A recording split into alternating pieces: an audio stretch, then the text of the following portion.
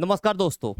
एक पूरे देश में कानून की व्यवस्था को बदलाव लाने के लिए निरंतर प्रयास होते रहे हैं, लेकिन जो इस साल मोदी गवर्नमेंट में और डीवाई चंद्रचूड़ के कार्यकाल में जो परिवर्तन हुआ है, उसमें इतिहास में अब तक 75 सालों में सबसे बड़ा परिवर्तन जाना जा रहा है। वो परिवर्तन क्या है? आप देख रहे हैं कि अब जो ये कानून है वो सारा का सारा जो खेल है, अब कहते हैं कि अब कानून अंधा नहीं है। जो कानून की देवी हैं, आंखों से पट्टी हटा ली गई। आप पहले देखते होंगे कि ये जो चेहरा ढका है, यहाँ पे एक पट्टी लगी रहती थी और इनके हाथ में ये तराजू है और यहाँ किनारे एक तलवार का जो साइड था कि तलवार था।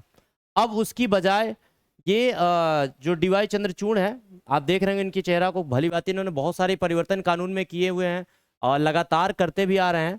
जो इनका मुख्य उद्देश्य है कि आज जो कानून व्यवस्था है उसमें कहीं ना कहीं न्याय की बात करनी होगी।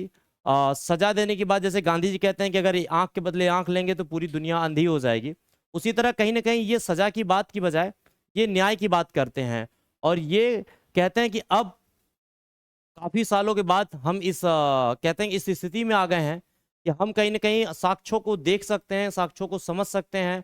हम न्याय की तुलना का इसका आधार यही था कि हम दोनों पक्षों को सुनेंगे, हम अपनी राय की बजाय सबूतों के आधार पे देंगे। लेकिन यहाँ पे यह है कि सबूतों के साथ साथ हम अपनी विवेक समझ पे भी देंगे। जैसे कि बहुत सारी चीजों में होता है कि कानून सबके लिए एक समान है, लेकिन बहुत सारा देखा गया, जैसे रेप पीड़ित हो, बहुत ही ट्रेजिडी मर्डर हो, या बहुत सारे ऐसे कानून जो फास्ट ट्रैक में चलाने की जरूरत होती है, तो वहां पे कहते हैं कि बहुत ज्यादा ही जल्दी जरूरत न्याय की आती है। आप देखते हैं जैसे कि जो ये न्याय की देवी हैं, अब देखिए इनके आंखों के पट्टी खोल दी गई है और ये तराजू का जो है ये अभी भी सिंबल है, तराजू का सिंबल नहीं हटाया गया है। जो बदलाव किया गया है इसमें, और इसमें जो मुख्य बदलाव है, आप देख रहे हैं कि इनके हाथों में यहाँ पे ये तलवार दे दी गई है। जो तलवार है इसको हटा के अब इसी को बदले अब आप देखेंगे कि सबसे पहले ये आप देख रहे हैं कि यहाँ पे किताब है, कानून की, संविधान की किताबें। संविधान की किताबें देने का अर्थ सीधा सीधा है कि इनकी पट्टी अब खोल दी गई है। और आप जो देखे थे पिछले वीडियो में इसमें कि जो यहाँ तलवार था उसकी जगह यहाँ पे किताब दे दिया गया, बाकी तराजू को ऐसे ही रखा गया। पहले क्या था कि समाज में बराबरी का जो है प्रतीक तराजू को रखा गया है कि दोनों को बराबर न्याय मिलना चाहिए। और उसके बाद मूर्ति सफेद रंग की गई है, जो सफेद स्क्वायर प्लेट पे रखी गई है। जो ये पूरी मूर्ति थी पहले जो काली रहती थी, अब उसको सफेद संगमरमर के रूप में कर दिया गया। आंखों से पट्टी हटा दी गई है जिससे कि, और इसके बायां हाथ में तलवार की जगह अब संविधान की किताब दी गई है, जिससे कि न्याय मिलने में, और न्याय मोरल न्याय हो। बहुत सारी बातें देश में तमाम आंदोलन भी हुए, इसके लिए पार्लियामेंट में बहुत सारे संशोधन हुए। हमारे देश की राष्ट्रपति इसके लिए बहुत अथक प्रयास निरंतर करती ही आती हैं और उनका मानना है कि गरीबों को भी न्याय मिले। आइए जानते हैं ये चर्चा में ये क्यों है। अब शुरू करते हैं अपना यहाँ से। चर्चा में कहते हैं क्यों है, तो सबसे पहले कि सुप्रीम कोर्ट में न्याय की देवी की मूर्ति में कुछ बदलाव किया गया, जो नई मूर्ति लगाई है, जिसकी वजह से इस वक्त ये काफी चर्चा में है पूरे देश में और संविधान में, और कह सकते हैं पार्लियामेंट में डिस्कशन का मुद्दा बना हुआ है। नई मूर्ति की आंखों से पट्टी हटा दी गई है और हाथ में तलवार की जगह संविधान का किताब दिया गया है। कहने का मतलब कि जो पहले कही जाता था कि न्याय है या उन्हें सजा दी जाएगी, उन्हें जेल होगा, उन्हें फांसी होगी, इन सबों को हटा के कहीं ना कहीं उन्हें मोरल इथिक्स के रूप में उन्हें मानसिक बदलाव किया जाएगा। समय समय पे उन्हें साइकोलॉजिकली डॉक्टर होंगे कि ये किस परिस्थिति में किया गया न्याय था और किस परिस्थिति में की गई ये जुर्म थी, उसके लिए सजा डायरेक्ट ना देके कहीं ना कहीं मानवीय आधार पर सजा देने की इसमें बात की जा रही है। आप आगे बढ़िए मेरे साथ। तो मैं बात करूं कि इसके जो महत्वपूर्ण बिंदु इसमें क्या क्या है। आप देखिए कि इसमें भारत के चीफ जस्टिस जो इस वक्त डीवाई चंद्रचूड़ जी हैं, उनके आदेश पे ये नए बदलाव कराए गए हैं। इतिहास में सबसे बड़ा बदलाव कानून में ये माना जा रहा है। डीवाई चंद्रचूड़ जी ने खुद इस मूर्ति को बनाने का आदेश दिया था बहुत पहले से। आप देखेंगे कि कुछ दिन पहले मोदी जी और डीवाई चंद्रचूड़ जो गणेश चतुर्थी में बहुत विवाद हुआ था कि क्यों उनके घर गए थे। एक देश का शासक है, एक देश का न्यायपालिका चलाता है, दोनों एक जगह, कहीं ना कहीं बदलाव। लेकिन अगर दोनों एक जगह हैं और देश के अच्छे और विकास के लिए, अगर समाज के लिए अगर काम करते हैं, तो उसमें बुराई नहीं है एक साथ होने की। आप देखते हैं कि इसका उद्देश्य क्या है देना, कि देश में कानून अंधा नहीं है और सजा का प्रतीक नहीं है। कहने का मतलब ना ही देश में कानून अब अंधा रहेगा और ना ही सजा देने का प्रतीक रहेगा। पुरानी मूर्ति की आंखों पे पट्टी ये दर्शाती थी कि कानून की नजर में सब बराबर हैं। कहने का मतलब आंखों पे अगर पट्टी हो गई तो हम उसे देख नहीं रहे। जो दो वकील जो वादी प्रतिवादी थे, वो दोनों जो विवाद लड़ते थे, अगर कोई केस है कि सर आपका वकील नहीं है या आपका क्या वकील है, कई बार हम देखते हैं कि हमारा केस मजबूत या हल्का तब होता है जब हमारा वकील मजबूत या हल्का हो। अगर वकील सही से वकालत और नहीं कर पाया तो कहीं ना कहीं जीती हुई बाजी भी हार जाते हैं। आप कई बार पिक्चरों में भी देखे होंगे और कई बार आम जीवन में आप खुद भी फेस करते होंगे। अब क्या है, जबकि तलवार अथॉरिटी और अन्याय को सजा देने की शक्ति का प्रतीक था। तलवार या गन या कह सकते हैं कि एक ऐसा जो हथियार हम आज भी गांव में देखते हैं कि अधिकतर जो बुजुर्ग होते हैं वो लाठी अपने हाथों में लिए रहते हैं। कहने का मतलब उनके पास एक ताकत अलग से होती है, अथॉरिटी होती है कि हम अगर कोई चाहे जानवर हो चाहे इंसान हो चाहे जो भी हो, कि हम शारीरिक रूप से ज्यादा मजबूत अपने आप को लेते हैं और सजा देने की प्रावधान करते हैं। उसी तरह ही कानून एक पूरे समाज को इंडिकेट करता था कि अगर आप गलत करोगे तो हम आपको सजा देंगे। हालांकि अब मूर्ति के दाएं हाथ में तराजू बरकरार रखा गया है क्योंकि समाज में संतुलन बनाए रखने का प्रतीक है। कहने का मतलब जो तराजू है उसको नहीं हटाया गया, क्योंकि संतुलन तो जरूरी है। संतुलन कहीं भी हो, चाहे वो कह सकते हैं पारिवारिक हो, सामाजिक हो, या अगर हम आप पढ़ रहे हैं उसमें भी कहते हैं ना कि हर सब्जेक्ट की संतुलन जरूरी है। अगर हम जॉब कर रहे हैं तो उसमें भी कहते हैं कि हर बॉस, घर, परिवार, सबका एक संतुलन बहुत जरूरी है समाज के साथ साथ। तराजू दर्शाता है कि कोर्ट किसी नतीजे पहुंचने से पहले दोनों पक्षों और तथ्यों को देखने और सुनते हैं। कहने का मतलब तराजू को इसलिए रखा गया, बदलाव नहीं किया गया कि ऐसा ना हो कि किसी के साथ अन्याय हो या कोई किसी जाति धर्म का वकील या जज हो तो उसके साथ न्याय व्यवस्था ना कर पाए। तो तराजू अभी भी ये कहीं ना कहीं एक सूचक बनी हुई है कि नहीं, वाकई में हमें अभी भी सुनने की जरूरत है। न्याय देने का प्रक्रिया तरीका अलग हो सकता है, लेकिन जब तक हम दोनों पक्षों को न्याय संगत सुन नहीं लेते उसके बाद ही अपना फैसला सुनाएंगे। इस पे ये है। आगे बढ़ते हैं आपको कि मूर्ति का जो इतिहास है उस इतिहास के बारे में आइए कुछ शब्द जानते हैं, कुछ पॉइंट। जो इसको lady of justice Roman mythology की न्याय की देवी कहा जाता है, जो जस्टिसिया के नाम से है। जो रोमन की माइथोलॉजी जो लेडी ऑफ जस्टिस थी, जो उनका नाम जस्टिसिया था, जस्टिसिया के नाम पे ये जस्टिस पड़ा।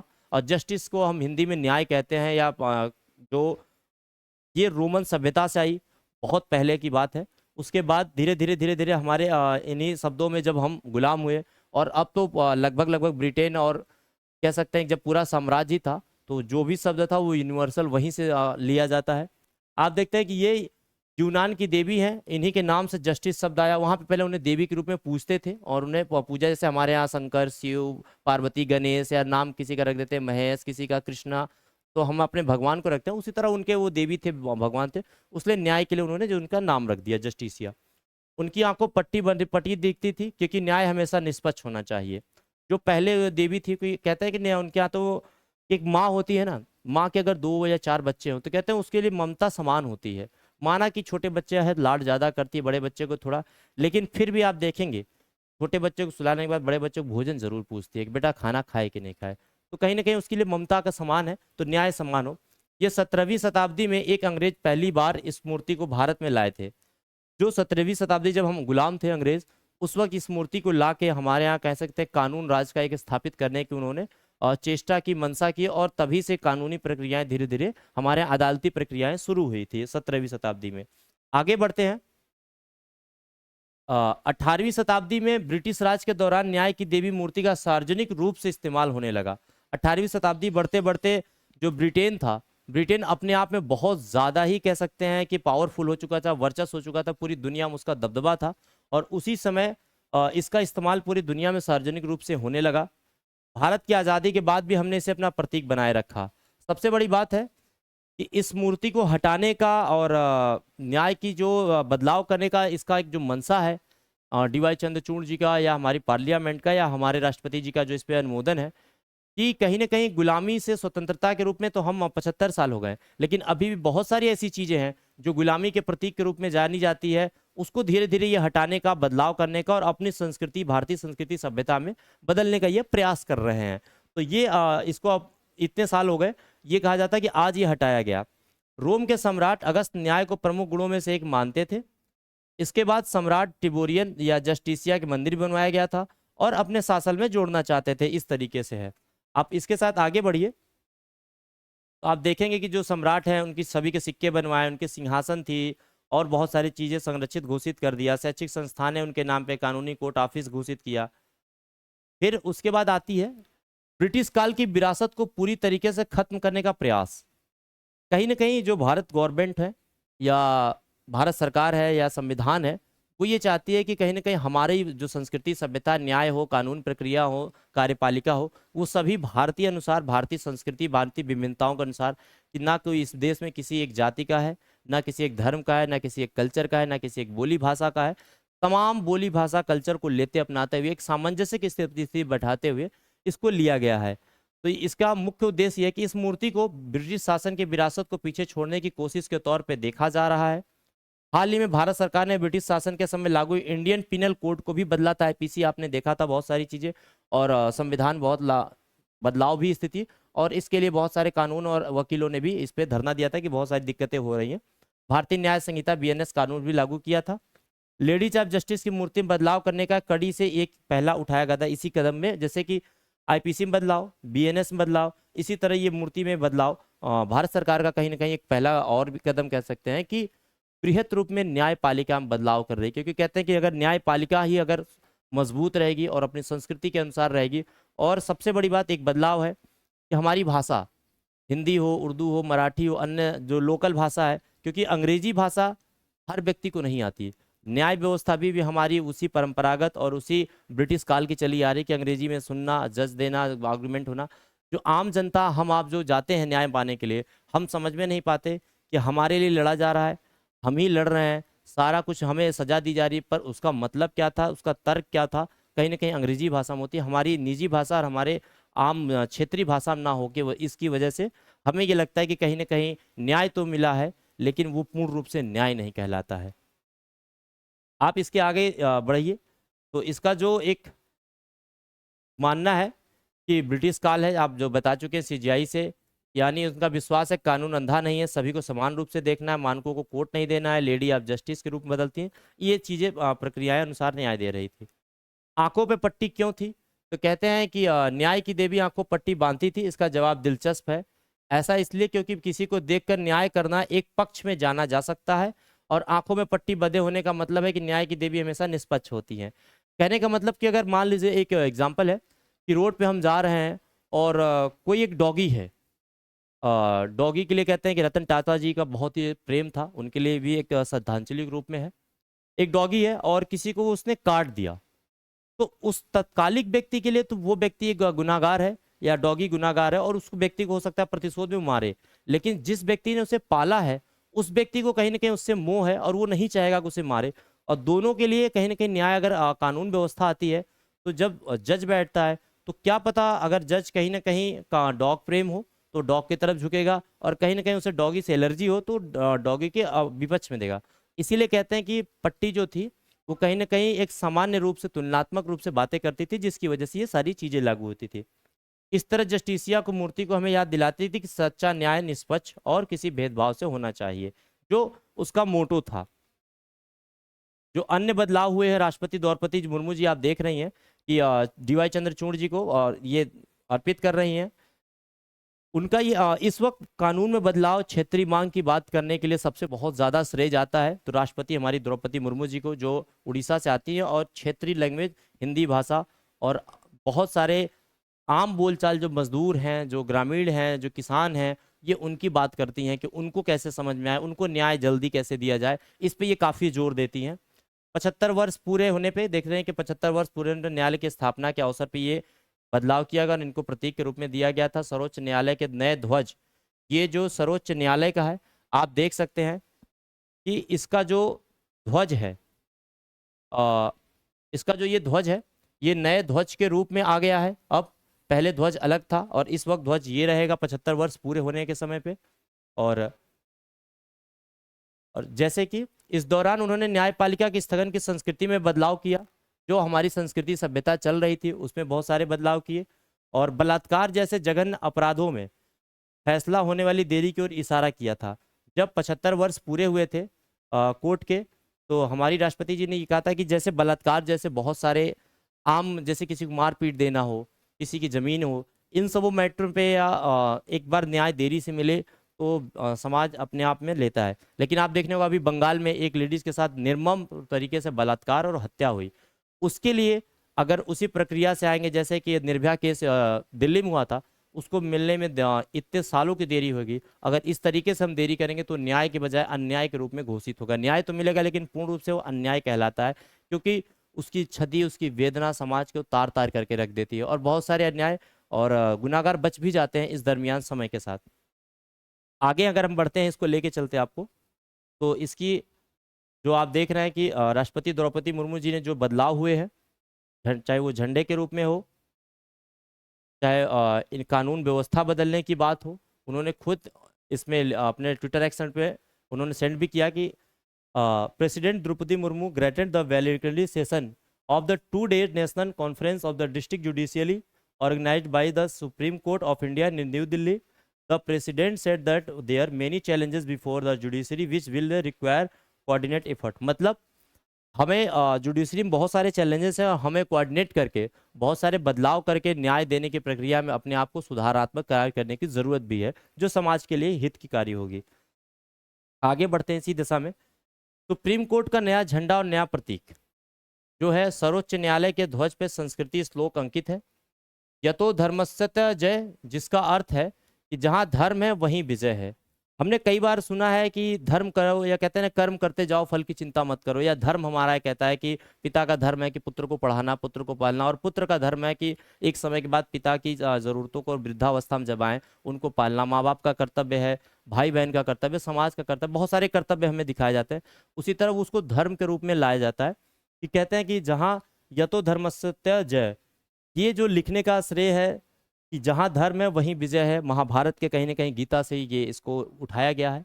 जो श्लोक है, कृष्ण कहते हैं कि जहाँ धर्म है, मैं कृष्ण ना दुर्योधन के साथ थे ना पांडवों के साथ थे, उनका सीधा सा कहना था कि मैं धर्म के साथ हूँ। धर्म का अर्थ समाज के भलाई हो, समाज के साथ न्याय हो, और संसार और समाज का विकास हो, और वो न्याय जो सभी को समान रूप से अलग अलग व्यवस्थाओं के रूप से भी मिला, वो न्याय कहलाता है। ऐसा नहीं कि अगर मान लीजिए कि हमने पत्थर मारा दीवार पे और पत्थर मारा आदमी पे, तो मारा दोनों चीज पत्थर, लेकिन आदमी को मारना ये कहीं ना कहीं गलत है और इसे न्यायपालिका में न्याय सजा मिलती है, जाकि पत्थर या दीवार पे। उसी तरह ये नेवी ब्लू रंग में है, इसके प्रतीक और सुप्रीम कोर्ट के प्रतीक में आदर्श वाक्य अंकित होता है। प्रतीकों के बीच में सुप्रीम कोर्ट की इमारत का तस्वीर भी है जो अशोक चक्र के अंकित है। अशोक चक्र आप सारनाथ से देख सकते हैं, हमारे झंडे में भी अशोक चक्र का प्रतीक है, और कहीं ना कहीं ये बुद्ध के रूप में जाना जाता है कि ज्ञान, विवेक, शांति, सहनशीलता के रूप में एक प्रतीक भी माना जाता है। और भारतीय ध्वज पर अंकित अशोक धर्म चक्र है और कानून के पहिए का, और वो जो तिल्लियां है, कहते हैं कि वो कानून के रूप में एक एक धर्म चक्र जो अशोक ने उस वक्त चलाया था कि अलग अलग तिल्लियों के रूप में अलग अलग समुदाय के लिए, कि एक जो कानून का बातें कही गई थी उस वक्त, पहले न्यायालय नहीं था, तो पहले कानून के रूप में एक धर्म चक्र के ही जरिए से अशोक ने पूरे कराया था। यह प्रतीक सारनाथ से स्तंभ से प्रेरित है, जिसकी 3री शताब्दी से पूर्व मौर्य साम्राज्य के अशोक ने बनवाया था। और आगे बढ़ते हैं, आप देख रहे हैं कि सुप्रीम कोर्ट का पूर्ण परिचय जो हम आपको दे सकते हैं कि भारत के सर्वोच्च न्यायालय एक समीक्षा शक्ति देश आदेश न्यायालय है, कि कोई भी समीक्षा हो तो सुप्रीम कोर्ट उस पर अपना विवेक दे सकती है और बदलाव कर सकती है, उसके पास पूर्ण रूप से अधिकार है। ये भारत के संविधान के तहत न्याय की अपील हेतु अंतिम न्यायालय है। आप जिला कोर्ट, कचहरी, तहसील या हाई कोर्ट जा सकते हैं। हाई कोर्ट के बाद अगर आप सुप्रीम कोर्ट में आते हैं, इसके बाद न्याय कहीं इसके ऊपर नहीं माना जाता। यहाँ के बाद जो भी न्याय मिलेगा उसको स्वीकार करना होगा, जो भी फैसला होगा उसे स्वीकार करना होगा। किसी दशा में मृत्यु दंड की होगी तो राष्ट्रपति के द्वारा वो क्षमा दान किया जा सकता है, उसको उम्र कैद में बदला जा सकता है, बस यही प्रावधान है। बाकी यहाँ के जो भी फैसले होंगे उसको माना जाएगा। हो सकता है कि 1 पीठ की फैसला हो तो 2 पीठ किया सकता है, 3 पीठ, 11 पीठ, कि 11 जजों की बेंच बैठ रही हो, 3 जजों की बेंच बैठ रही हो, इस तरीके से बदलाव, लेकिन इसका फैसला अंतिम ही माना जाता है। आप भारत के एक संघीय राज्य है जो इसकी एकल एकीकृत न्याय प्रणाली है, त्रिस्तरीय है, सर्वोच्च न्यायालय, उच्च न्यायालय, अधीनस्थ न्यायालय इसके अंतर्गत सभी आते हैं। आगे बढ़ते हैं हम इसको लेके, इसकी स्थापना 1913 में रेगुलेटिंग एक्ट के प्रतंत्र काल से कलकत्ता कोर्ट ऑफ रिकॉर्ड में है। हम जो रेगुलेटिंग एक्ट की बात करते हैं, कानून की बात करते हैं, तो कहीं ना कहीं 1773 से ही बात करते हैं। सर्वोच्च न्यायालय न्यायाधिकरण की स्थापना की गई थी उसी वक्त कलकत्ता में। पहले दिल्ली की बजाय ये कलकत्ता में जाना जाता था, जब अंग्रेजों का शासन था वहीं से सारी न्याय व्यवस्था चलती थी। आप सुनते थे कि ये कोर्ट, बॉम्बे कोर्ट मद्रास हो गया, कलकत्ता हो, तो कलकत्ता को हेड उस वक्त बनाया गया था, बाद में दिल्ली आया है। और बंगाल, बिहार, उड़ीसा सभी आपराधिक शिकायतों सुनने के निपटान के लिए किसी छूट किया गया कार्यों के निपटान के लिए किया गया था। भारतीय उच्च न्यायालय अधिनियम 1861 के तहत विभिन्न प्रणालियों में उच्च न्यायालय की स्थापना की गई। कलकत्ता, मद्रास और बम्बई इसको बांटा गया और सर्वोच्च न्यायालय प्रेसिडेंटी शहरों में सदर अदालत समाप्त कर दी गई। कहने का मतलब जो रेगुलेटिंग एक्ट जो कलकत्ता में था उसमें बांट के इन्होंने मद्रास और बम्बई को भी लिया कि इतनी बड़ी शहर आबादी में कहीं ना कहीं एक जगह से न्याय दे पाना काफ़ी समय लगता था। तो अगर वहीं पे होगा, जैसे आज हम कहते हैं कि उसके पास हो पाना न्याय, कि कोर्ट हो, छोटा छोटा कोर्ट हो, गांव में सेशन कोर्ट हो, उसकी बात हम करते हैं कि न्याय जल्दी मिले, फास्ट ट्रैक बैठाया जाए। कहीं ना कहीं हम न्याय की बदलाव की बात करते हैं, न्याय जल्दी की बात करते हैं, जिससे कि न्याय का मतलब न्याय मिले। न्याय देरी से मिलना भी कहीं ना कहीं एक अन्याय के बराबर ही होता है। और इससे इसमें जो शक्तियां हैं आपको लिखते हैं, एक संवैधानिक प्रावधान है जो यहाँ पे कि भारतीय संविधान में भाग 5 और 6 अध्याय में लिखा गया है। सर्वोच्च न्यायालय का प्रावधान किया गया 124 और 147 तक, 124 से लेकर अनुच्छेद 147 तक सर्वोच्च न्यायालय के संगठन स्वतंत्रता अधिकार शक्तियों को इसमें कहा गया है कि आप जाके देख सकते हैं कि जो हमारा बियर एक्ट है, हमारा जो संविधान किताब है, उसमें 124 से 47 तक इसकी स्वतंत्रता अधिकार क्षेत्र शक्तियों की बात की गई है, न्यायालय के संगठन की बात की गई, जो भाग 5 में है, दर्शाता है। अनुच्छेद 124 के 1 के तहत भारतीय संविधान में कहा गया है कि भारत एक सर्वोच्च न्यायालय होगा जिसमें मुख्य न्यायाधीश होगा, 7 अन्य न्यायाधीश। जो सुप्रीम कोर्ट का न्यायालय है उसमें कहते हैं कि 7 न्यायाधीश हैं और एक सर्वोच्च जो होगा, जो इस वक्त डी वाई चंद्रचूड़ है, जिनका अब रिटायरमेंट होने वाला, और एक नया देश को नया न्यायाधीश मिलेगा, मुख्य न्यायाधीश जिसे कहते हैं। कि जैसे सांसद तो सभी है हमारे देश में, लेकिन उसमें एक अध्यक्ष हो जाता है कि ओम बिरला जी अध्यक्ष हो गए उस संसदीय बैठक के, कि वो निर्वहन करेंगे संचालन को। उसी तरह सारे सांसदों का रोल अपनी जगह है, लेकिन जब वो कोई बात बोलेंगे तो सर्वदलीय मान्य होगा, ये की जाती है। भारत के सर्वोच्च न्यायालय के क्षेत्राधिकार को सामान्य तौर पर मूल अधिकार क्षेत्र है, अपीलीय अधिकार क्षेत्र, सलाहकार के ये चीजें हैं, इसमें 124 में लिखी गई है। सर्वोच्च न्यायालय के संगठन के बारे में बात करते हैं कि वर्तमान में सर्वोच्च न्यायालय के संगठन में 31 न्यायाधीश हैं और एक मुख्य न्यायाधीश हैं, जो 30 अन्य न्यायाधीश हैं, जैसे कि डीवाई चंद्रचूड़ जो मुख्य न्यायाधीश हो गए। और सर्वोच्च न्यायालय जो बदलाव किया गया है कि सर्वोच्च न्यायालय न्यायाधीशों की संख्या 2019 में विधेयकों में 4 न्यायाधीश की वृद्धि की गई और इनमें मुख्य न्यायाधीश सहित 31 हो से बढ़ के 34 हो गए। पहले 31 थे, अब 30 न्यायाधीश, एक मुख्य न्यायाधीश और 4 न्यायाधीश अब और बढ़ के 34 कर दी गई, जो बदलाव किया गया है। मूल रूप से सर्वोच्च न्यायालय में 8, एक जो अभी तक है वो एक ही है, लेकिन अब टोटल 34 हो जाएंगे, जो बदलाव किया गया, संसद उन्हें अधिकृत कर दी है, उन्हें पार्लियामेंट में पास कर दिया गया है कहीं ना कहीं।